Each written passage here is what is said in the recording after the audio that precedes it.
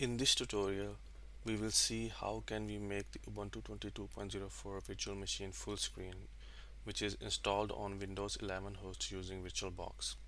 To do this, we will open the terminal application on our Ubuntu 22.04 virtual machine. Then first we will issue the command sudo apt update to update our package index. Provide your password to authenticate. After that, run the command sudo apt install build essential dkms Linux headers. Both of these commands are given in the video description below from where you can copy them. Press Y to continue the installation. After finishing the installation, close the terminal and go to the devices menu and click on the option insert guest edition CD image. After this, we will see a disk appearing in the favorites.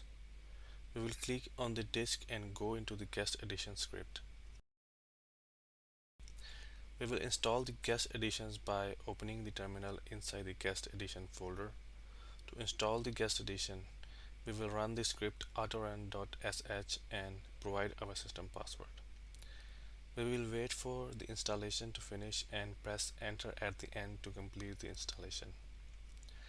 After that, we will close all the apps and restart our Ubuntu virtual machine.